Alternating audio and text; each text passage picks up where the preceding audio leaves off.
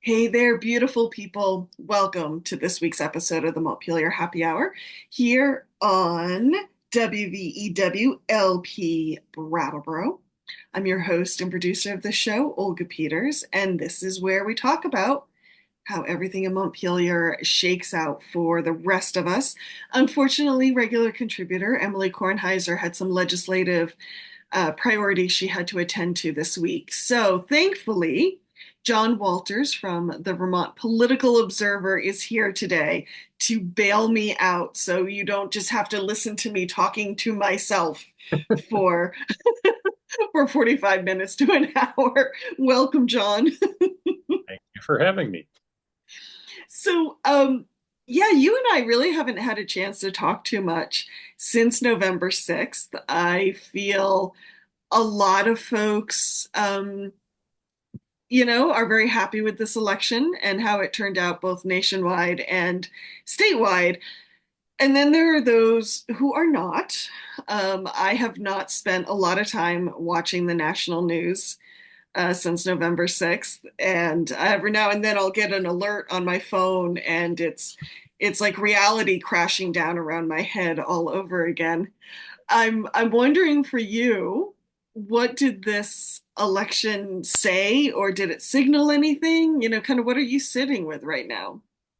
Well, do you mean nationally or in Vermont or both or Let's start with national because I think some of what happened nationally, okay, I'll back up. So often Vermont feels like its own little universe and its own little island, and we are that very special place. And yet it felt like there were ripple effects happening on the national stage that rippled into Vermont in this election in ways that it didn't feel, at least to me, previous elections have done. Um, so that's kind of where the question was coming from. yeah, well, I mean, actually, in both national and Vermont, I'm a liberal, and I have been my whole life, and I so it was unexpected and disappointing and disheartening. Mm. I am old enough that I have been repeatedly disappointed by national results, starting with Richard Nixon in 1968. Um, Oh dear. it's it's kind of like slow devolution, and Trump is the last stage of this, where particularly, especially given his performance in the last couple of months of the campaign, where it seemed pretty obvious that he was kind of losing it um, for a plurality of Americans to decide that he's what they wanted in their leader was, kind of shocking to me.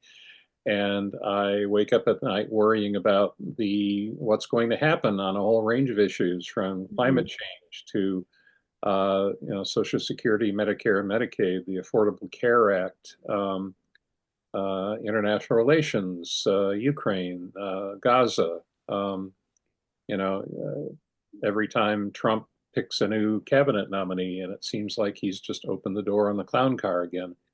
Um, it just doesn't seem real, and I fear it's going to take us a long time to come out of this if we ever do, Mm. or maybe we are just slipping further and further into sort of an oligarchical form of government where the rich people just rule and the rest of us take what we can get, and we all fend for ourselves rather than trying to build a society that is more just and equitable and inclusive and cares for all its people.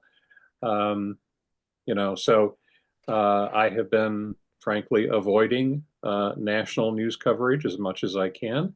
And I thank my lucky stars that my beat is Vermont politics, because here in Vermont, as you said, a lot of these same ripples, these same effects were seen in our results. But what that means nationally is we're probably going to, be in for a lurch to the right and to the weird and to the, kleptocratic. Um, in Vermont, what it means is we're probably lurching to the middle. That's a good point. Yes. So, one of the big unknowns is how does the new federal government affect Vermont? And I'm probably getting way into your list of questions here, but um, on two levels. One is to the extent that Trump and the Congress are able to hack away at various federal programs that Vermont depends on, from the environment to education to social services and healthcare. Um, And we should say that as a small state and, you know, where we fall wealth wise around the rest of the country, I'm not sure, but we rely on the federal government a lot for yeah, waivers, for funding, et cetera. Yeah. yeah. Uh, to natural disasters, is Trump going to feel inclined to expedite FEMA money to the state who is governed by the only Republican who openly disdains Donald Trump and voted for the Democrat in each of the last two elections? Hmm. It seems highly likely that we will be, in last place when it comes to disaster funding. And Vermont has had a remarkable run of federally declared disasters in recent years. As much Yeah. as we think we are immune to the effects of climate change, in many ways we are uniquely vulnerable, particularly in how our waterways can't handle large amounts of precipitation, at once. And we have very big mountains that funnel a lot of water into those waterways. Yeah. Yes, and where are our cities and towns? They're in the valleys along Hmm. those waterways. So there we could be in much, like just for instance, there's a lot of talk about the Vermont healthcare system being in serious trouble right now. What's that going to be like if the ACA goes away and a lot of people go without insurance coverage and Right. all of that? It could make our healthcare crisis substantially worse. So, you know, um, it's challenging times, I think, and maybe things will not be as bad as we think, but I would not underestimate Donald Trump's capacity for uh, Revenge. revenge and maladministration. He's clearly, by the choices he's putting in charge of his government, we have yet to see who's in charge of FEMA, but if it's another Dr. Oz or RFK Jr. or Pete Hegseth, or, well, I guess it's not Matt Gaetz anymore because he just withdrew. Uh, Hmm. but it. I don't doubt that Trump would like to politicize federal disaster relief as thoroughly as he wants to politicize everything else. Yeah. So we could be in for a very rough time during a Donald Trump administration. Now, I'm curious your thoughts. Um, we were talking earlier, and I've mentioned this in Whitingham that we tend to be a little more purple than the rest of Windham County, and this election cycle compared to the one before, uh, I saw a handful of Trump signs in 2016, and then this time around, a lot of my neighbors had Trump flags or Trump signs. Some have gone up since the election, so I don't know what that meant, but maybe they're like, well, maybe just in case we better put this up. Well, I think some people who are conservative or pro-Trump in Vermont feel like they're, in a sea of blue, and Yeah, they're feeling a little freer to declare themselves after the election. I don't know. I suspect you're right. Um, so, so I've seen that just on the local level in my immediate, non-scientific area here. But also going into the election on the state level, we had some big issues. We're dealing with a housing crisis. Mhm. We're worried about incomes, we're worried about taxes, we're worried about school spending. And you and I had talked before the election about, what might that mean Yeah. for the state election levels. Um, the shift to the middle that you talked about, how much do you think that is people responding to the at the national level? And how much do you feel maybe voters, when they were picking their state senators and their House reps, were responding to state issues? I think there's room for both. Okay. And I should, disclaimer here, I was wrong about the election, just as wrong as every other liberal in the state of Vermont was. Uh, we have lived through election cycle after election cycle where Phil Scott has slammed the legislature, run against the legislature, insisted. I've been seeing, Republicans running on restore balance in Montpelier since 2012, at least. Hmm. And it doesn't happen. People have voted over and over again for heavy Democratic majorities in the legislature. And so I thought, there's no reason to think this won't happen again. And this time it didn't, it went the other way in a big way. Hmm. Democrats do still have majorities. As I've talked to a couple of old heads recently, what we have done is we have returned to kind of the standard majorities that the Democrats had under Jim Douglas and even under Peter Shumlin. Um, you know, they still, they're still in the upper 80s in the House and 17 out of 30 in the Senate. That's not nothing. Hmm. It's a lot less than they had. Well, and with the exception of Zuckerman, most Right. other department heads like Secretary of State and Attorney General, Yeah.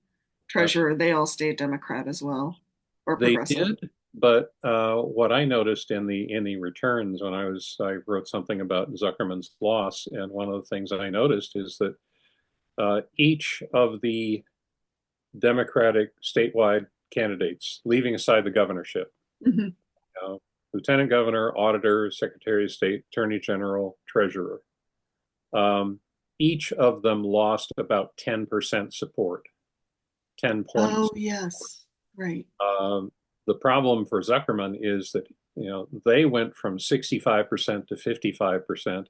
He went from 54% to 44%. So, there's there obviously was a fairly broad um, abandonment by many voters of the Democratic brand, Hmm. and I think I think it's a lot needs to be thought about and discussed and explored to determine why this happened. And I would assume that the Democratic Party is embarking on an effort to understand what happened and to respond to it, whether that's to change their policies or find a different way of communicating their policies to the public. The legislature in the last few years thought that it had an agenda that was positive for Vermont and would result in a better Vermont for more people. And they got slapped down by the voters. Hmm. So either they have to adjust their agenda or they have to find a new message or messenger. Um, particularly in rural Vermont. Yeah. Now I think there are two big things maybe were at play here, just from my limited understanding of what's gone on. Uh, I In the think topsy-turvy world we live in, is that what you're saying? I think property taxes was a big one. Yeah. That was bigger than the Democrats realized. I think probably the only person who did realize it was Phil Scott. He also Hmm. was the only person in Vermont who did substantial polling, spent a lot of Mm-hmm. money on polling, not only for him, but also for the lieutenant governor's race and some of those Senate races the Republicans flipped. So he had to see that there was a wave coming, and he rode the wave. Good for him. Um, So I think a lot of that was property taxes. A lot of people really got hammered by property tax increases, and the government didn't do anything about it, or didn't do enough about it. Um, the other thing I think the Democrats lost a lot of the ground they lost was in rural Vermont. They still got Chittenden County, they still got Washington County, they still got most of Windsor County and Windham County and Yeah. Bennington County.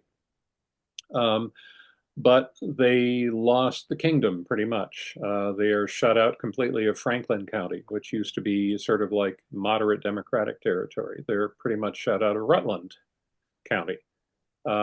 So, and what I think we have seen to some extent nationally that also played out in Vermont is that um, outside of major population areas, the country got redder. You know, the Trump support, as you said in your town, Yeah. more people openly supporting Donald Trump and openly and going in that direction. And there seems to be sort of a purification going on where, you know, and Chittenden County can still be blue, but if you go, you know, 20 miles outside, then you're in solid red territory and you see a lot of Trump signs.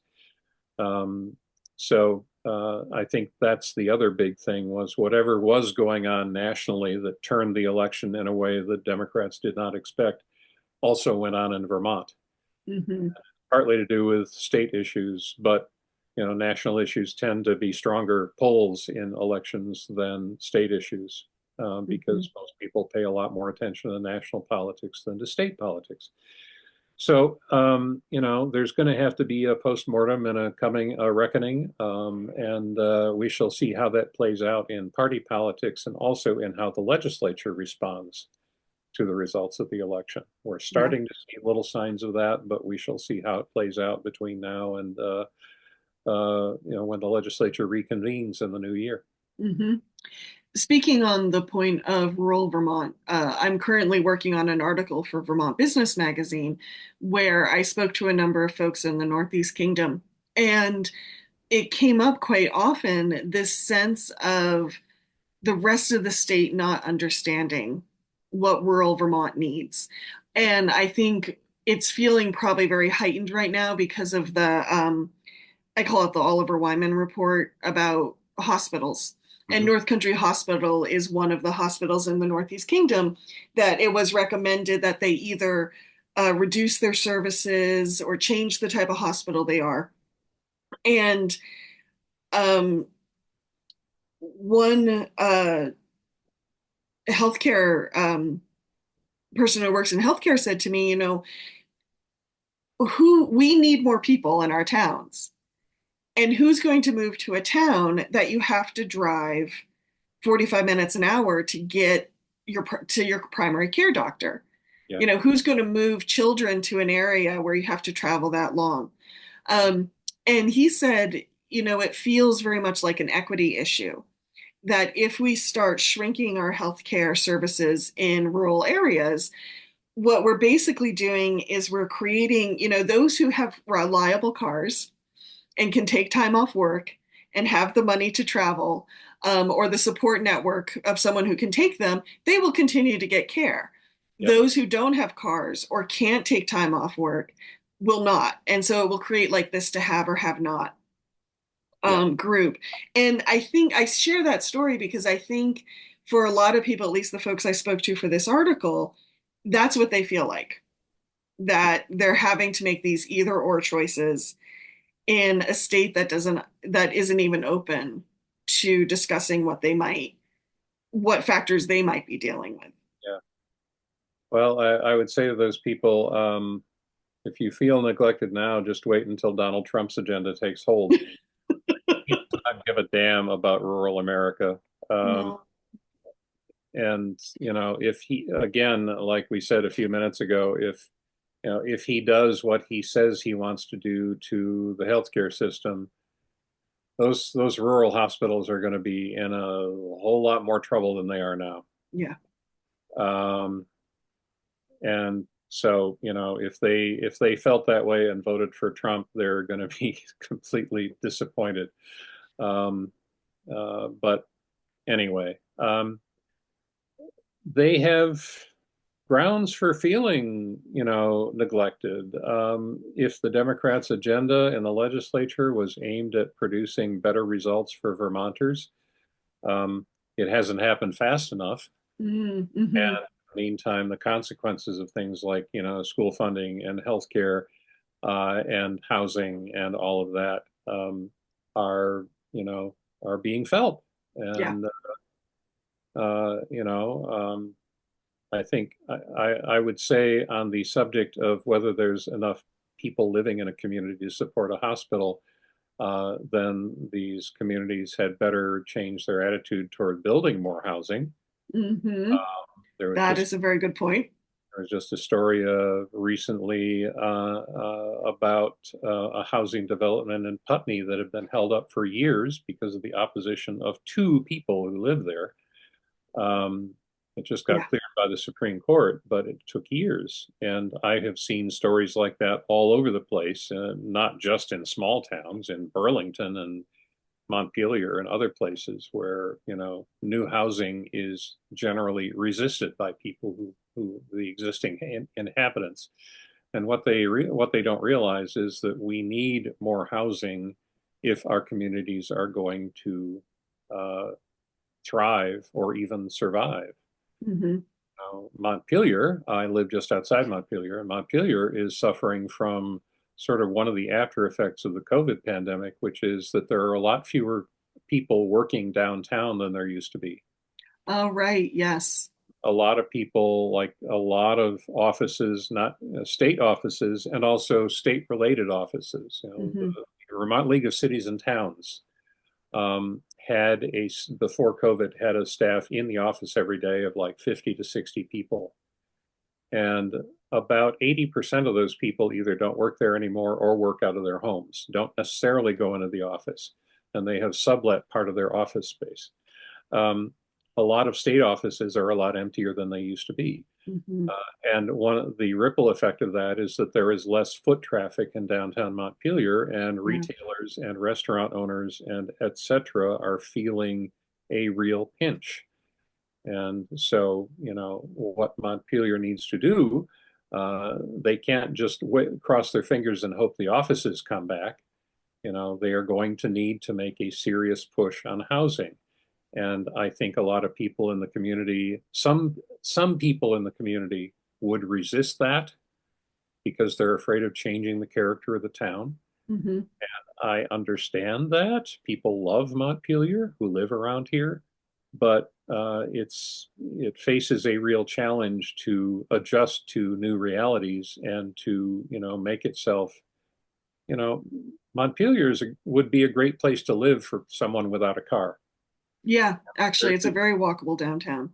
a walkable downtown with a supermarket, a hardware store, a bookstore, a stationery store, a kitchen supply store, post office. It's got everything within walking distance, unlike many towns and cities. So it would be a great place. And I think that, Brattleboro is having serious problems. I think there is room for a housing push in a lot of communities, large and small, in Vermont. And I think that some people are going to need to set aside their fears of the unknown or of change and, Hmm. accommodate more people and give Vermont a chance to, you know, survive and become a better place for more of us. Hmm. It, this has been on my mind, and we have a few minutes before we have to hear from some underwriters. But, I've been thinking a lot about comparing the western side of the state with the eastern side of the state, in the sense that on the eastern side of the state, you have New Hampshire, which does not have a sales tax and does not have an income tax. And in Vermont, our wages tend to lag behind New Hampshire for starters, not exclusively, but our minimum wage is higher than New Hampshire's, but a lot of our other wages may not be. And Kind so, of implicit Vermont tax. A lot of employers pay less here than they do elsewhere, and right. the assumption is they can get away with it because a lot of people want to live in Vermont and might be willing to take less of an income. Uh, Hmm. and that is largely true, but there is a limit to that. Right. Which is what the point I was going to make is we really need to make sure our communities are vibrant. Yes. So when someone's looking at the difference, at least on the east side of the state, between no income tax, but maybe a community that's really wonderful and juicy and vibrant, they would choose Vermont. So yes, another reason we need good housing, enough of it, and affordable with a lowercase a. Um, any last minute thoughts before we hear from underwriters, John? Um, well, I mean, wrapping this up in a bow, I guess, we are entering very uncertain and very challenging times here in Vermont.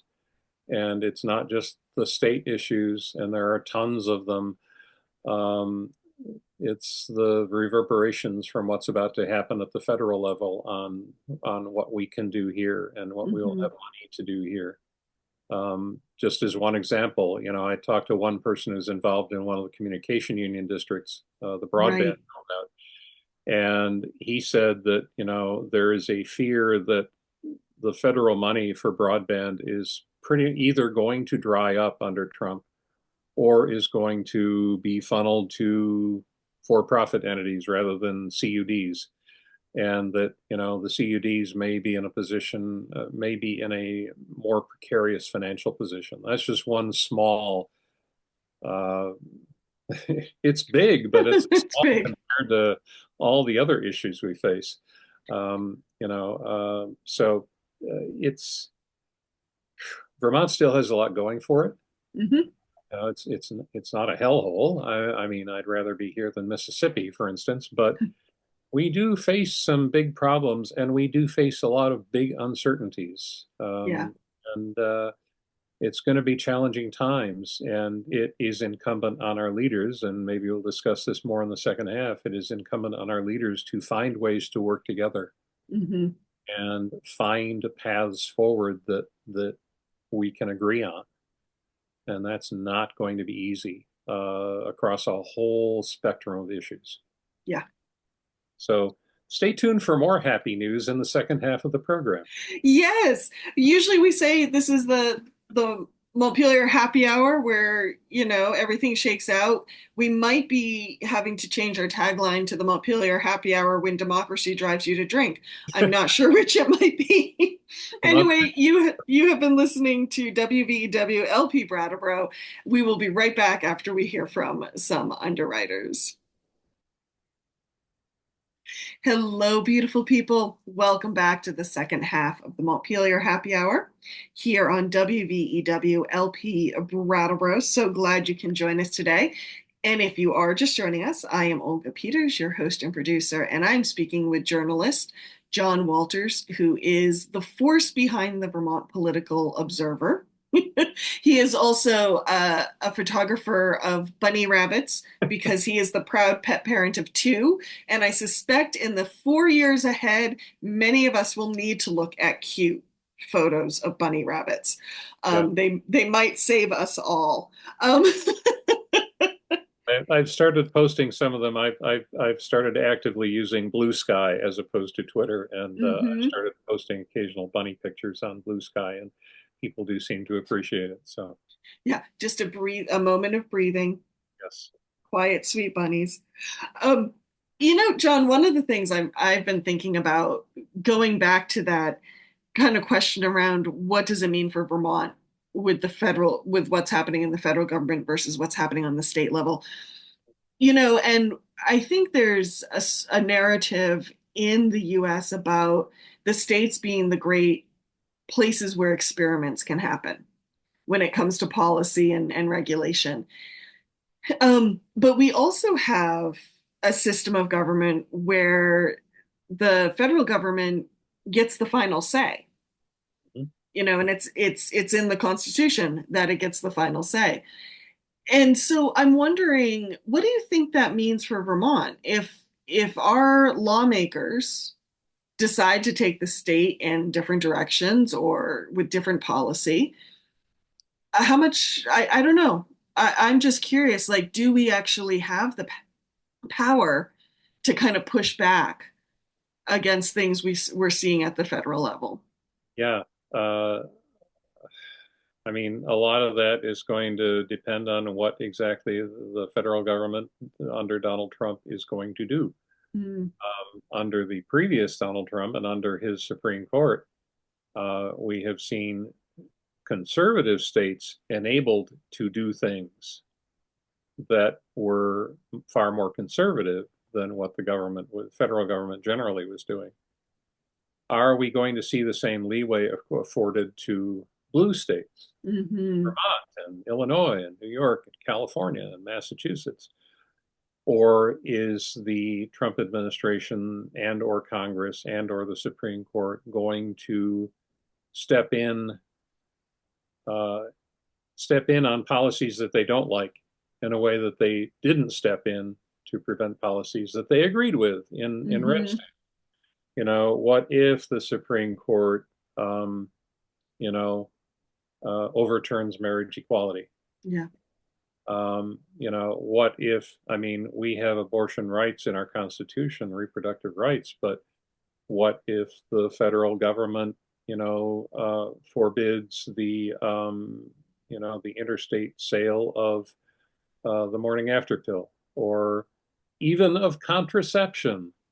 Hmm. There's a hoary old law, Hoary, hoary old law on the books called the Comstock Act, which Mm. used to be used to bar the interstate sale of contraceptives of any kind Yeah. or pornography.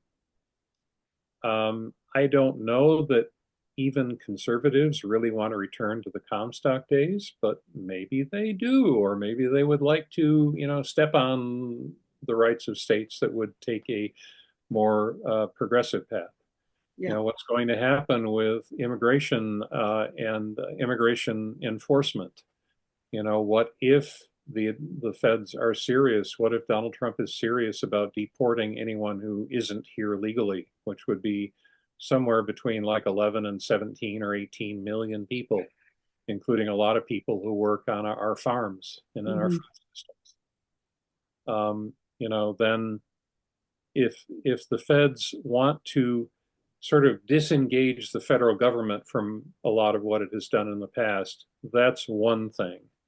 Like, what does it mean for education generally if Trump disbands the Department of Education? I Right. don't know what that means, but it means something. It will probably have tremendous consequences. Yeah. Uh, so, it depends on if they sort of disengage the federal government from stuff, that's one thing, and that's serious enough. But if they are going to intervene, if they are going to send out the military to combat protests, if they're going to send out the military or the National Guard or higher scores more, immigration agents, and they're going to like start visiting farms and, asking everyone for their papers and dragging off anyone who doesn't have them, then our country will be a much different place in a few years than it is now, Yeah. uh, and in many ways that are very bad, I think, in my opinion. So I think you, Time uh, for a bunny picture now. I think it might be time for a bunny picture. Yeah. As we're talking about the end of days and the apocalypse, Yes. uh, let's bring out the bunny pictures.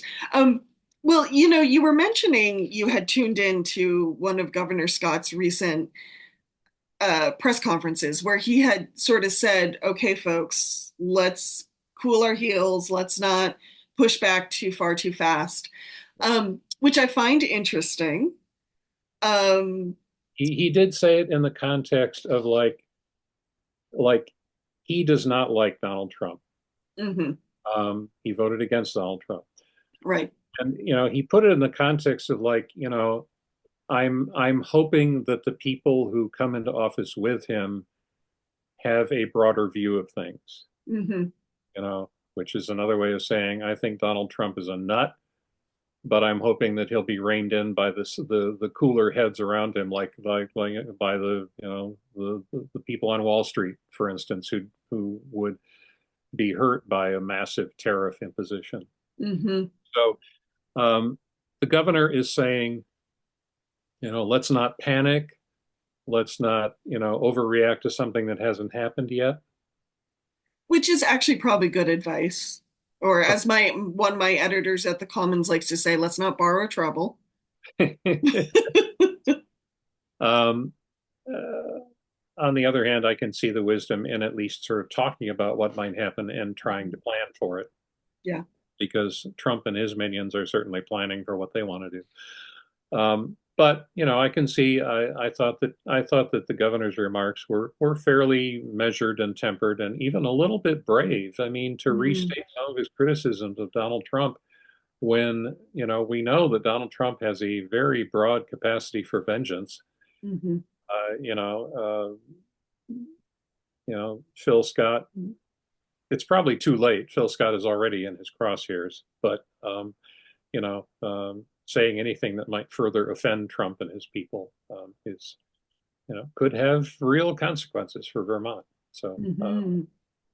I don't know. I mean, we're going to be at the mercy of some very large forces, and we'll have to see where they take us and try to respond to what happens. Mm-hmm. Well, and Governor Scott will also be working with the new legislature. As you mentioned before, the Democrats no longer have their supermajority. Um, and we have spoken on this show many times about our frustration with Scott. It seems like he doesn't really put forward a policy or put forward a concrete policy or a concrete agenda. And then when things don't go his way, he comes back and says the legislature didn't work with me and I have to veto this, Hmm. is sort of broad strokes. Um, do you think that will continue, or do you think the loss of the supermajority may actually force him to come to the table before policy is built? Well, I would never underestimate his capacity for not coming to the table. Uh, I think he has made far less use of far broader political power than just about any politician I can think of. He has been more a sort of a shepherd, a manager of state government than Mm-hmm. an active leader of state government, in my view. There are a number of serious issues in Vermont on which we have largely drifted since he became governor. And to some extent, even before he became governor, the last 2 years of Peter Shumlin were pretty meh. Um, but um, the way Vermont's government has always worked, you know, we talk about, like, the three co-equal branches of government, legislative, executive, and judicial. Mm-hmm. But in actual fact, the executive has by far more resources and more people and more money Yeah. than the other two branches. The legislature has very little in the way of support staff, and its members are part-time.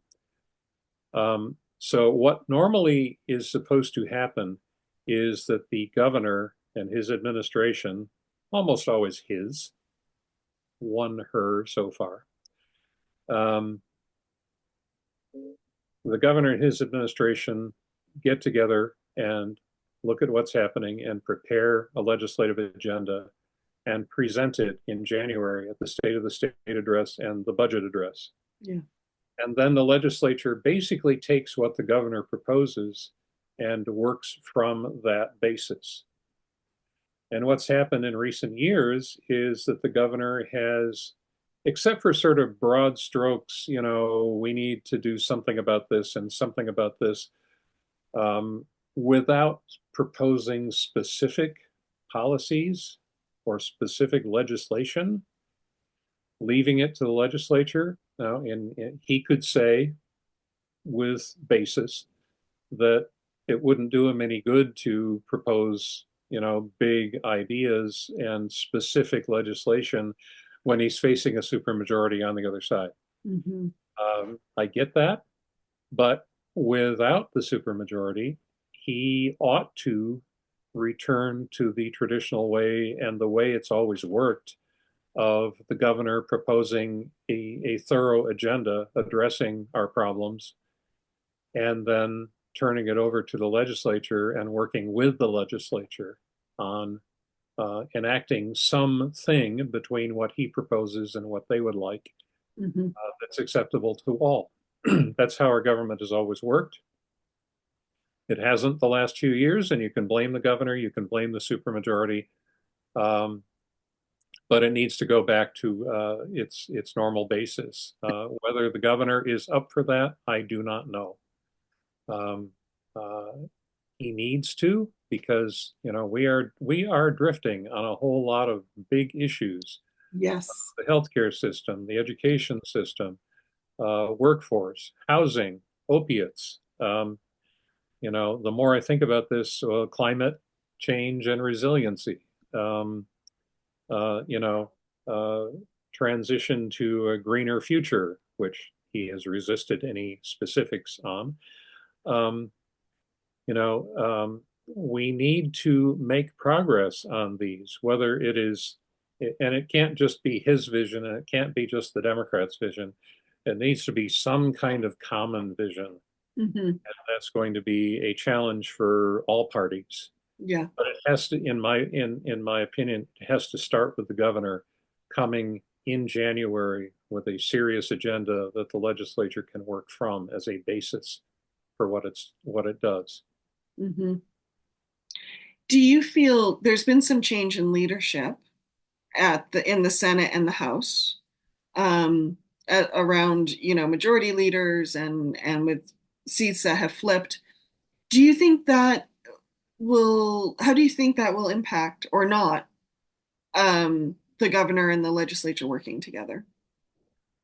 Well, the Senate Democratic Caucus had its meeting last weekend and chose a new majority leader. Um, and the old majority leader was Allison Clarkson from Windsor County. The new Hmm. one is Keisha Himsdale from Chittenden County.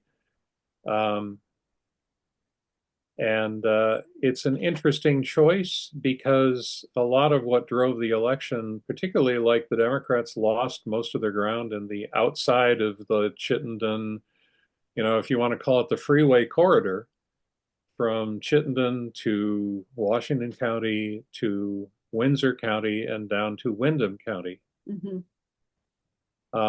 That's the core of Democratic strength now. That's like That's 91 and 89 91 and 89. for listeners outside of Vermont. But if you look at like the 17 Senate seats that the Democrats now hold, Hmm. that is, I'm trying to add quickly up, if you add Chittenden, Washington, Windsor, and Windham, that is 14 of the 17 Okay. Democratic seats.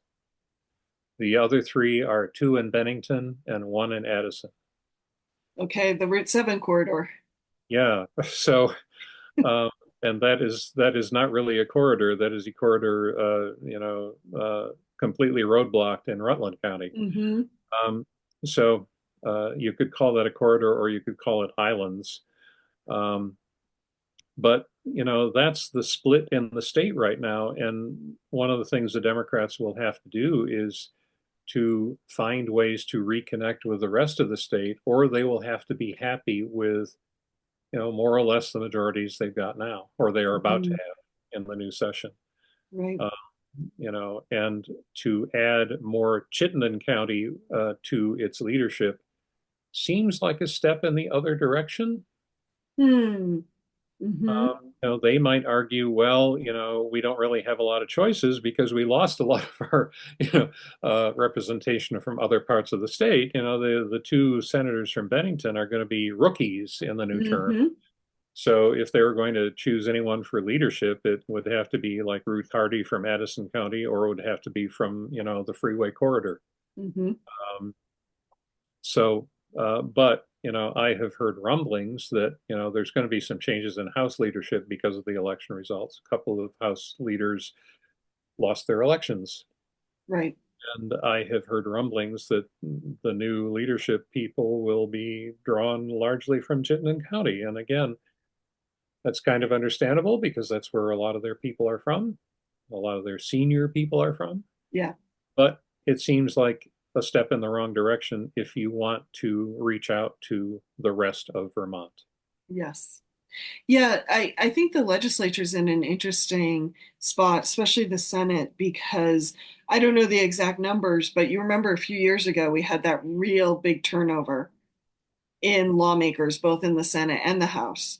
And this turnover is not as big, if I'm remembering my numbers correctly, but it's still a lot of institutional knowledge, Yeah, and a lot of just relationships that yeah. have been built over time. And so there'll be a number of people getting their feet under them for the first time in this new session.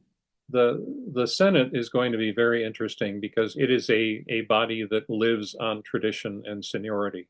Hmm. But in the last three election cycles, they have lost a ton of seniority.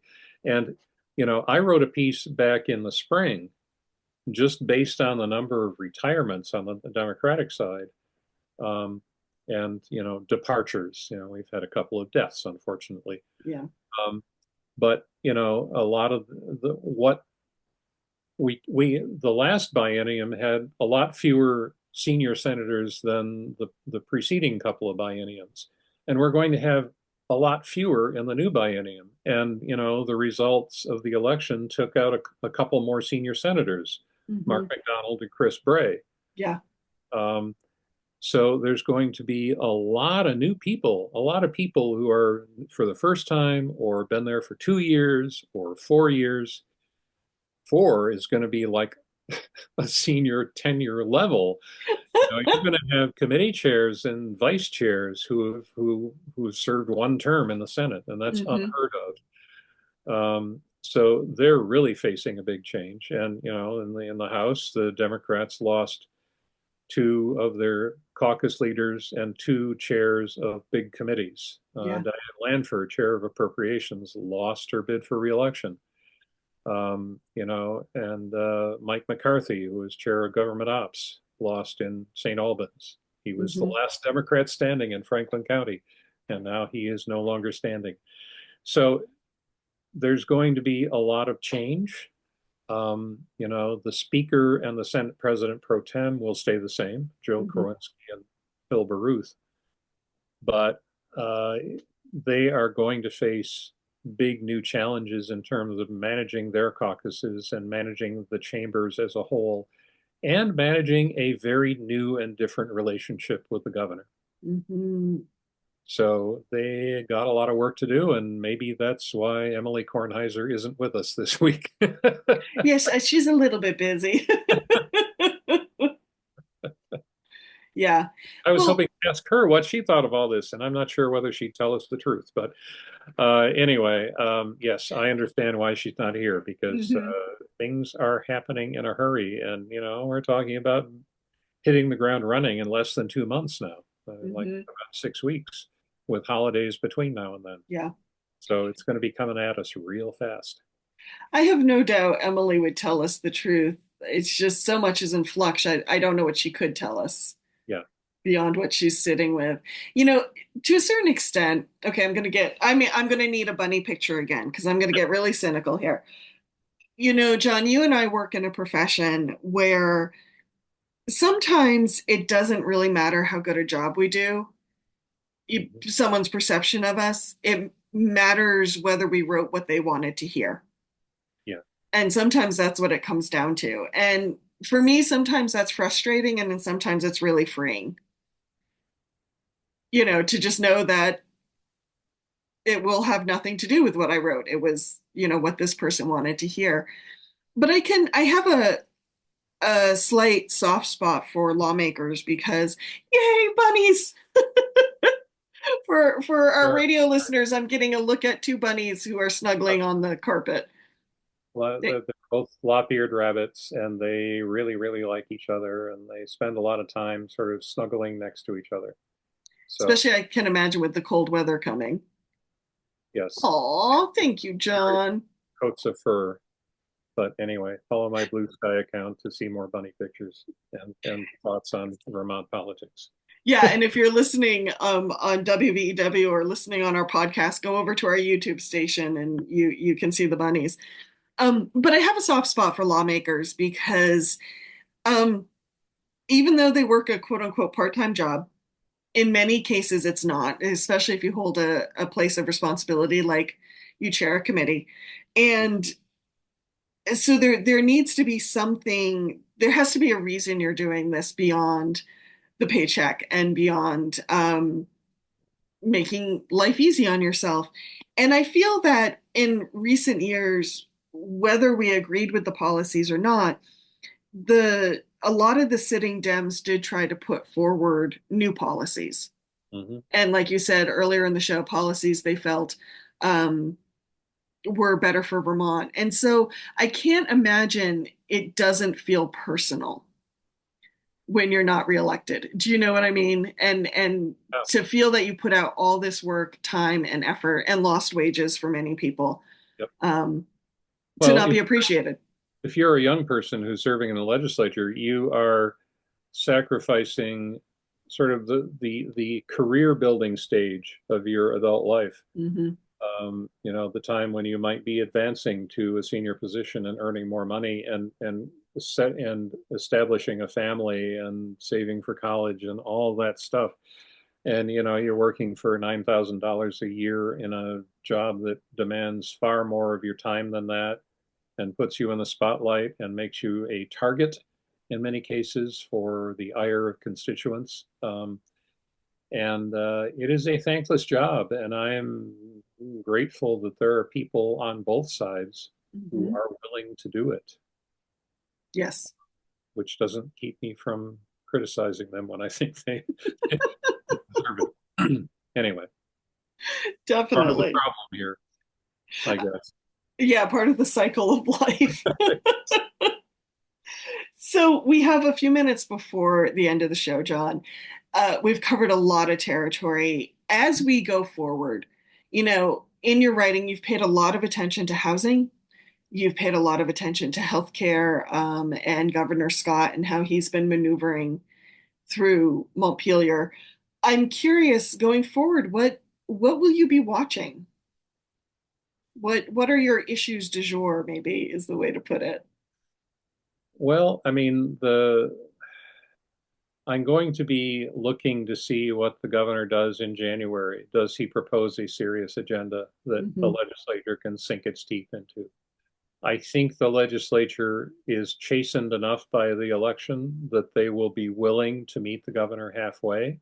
Hmm. You saw the comments at the Senate Democratic Caucus last weekend suggest that they know they need to change course and they know they need to accommodate the views of Vermonters who feel like they are being priced out of Vermont, Yeah. especially on like property taxes. Um, Hmm. so I think there is a willingness to create a new relationship, but it's going to need to become reality in a real hurry because legislative sessions go by real fast. There are big, complex, serious issues in play that no matter what they propose, the solutions are going to be unpopular in some quarters. Hmm. If they propose housing, like for instance, enabling more housing by limiting the ability of individual local residents to block housing, or even Hmm. of like local government to block housing, which we might need to do. What happens if we start closing or cutting back on hospitals and schools?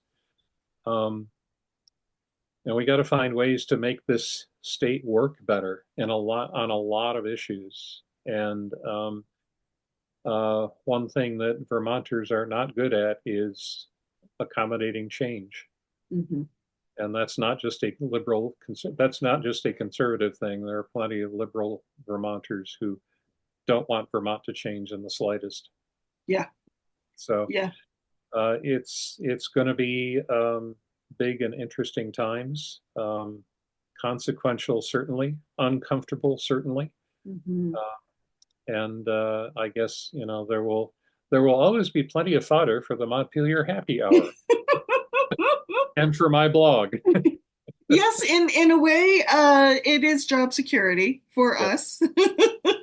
in our well-paying jobs. Yes, the things we're doing as passion projects, you mean? Yes. Mm-hmm. Well, thank you, John. And I should say, I forgot to say at the top of the this half that the views and opinions of everyone on the Montpelier Happy Hour are those of the host and the guest. Nobody else, not the platform, not the radio station, not even the cute bunnies snuggling in the photographs, and giving us that moment of calm. Yes. Um, John, if people want to read your blog, where can they go? Well, it's called the Vermont Political Observer, and the web address is just thevpo.org. If you can't remember that, search for, John Walters and the VPO, or just search for the VPO and you'll get me and the Vienna Philharmonic. I'll leave it to you to tell the difference between the two. Fewer One has Strauss bunny pictures, waltzes. one does not. Yes, one has bunny pictures, one has Strauss waltzes.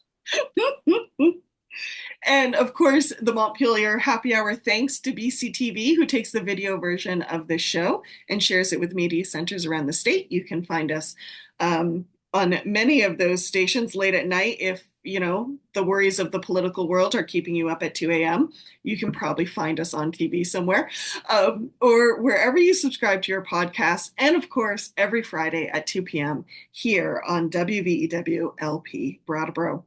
Take care, everyone, and stay safe.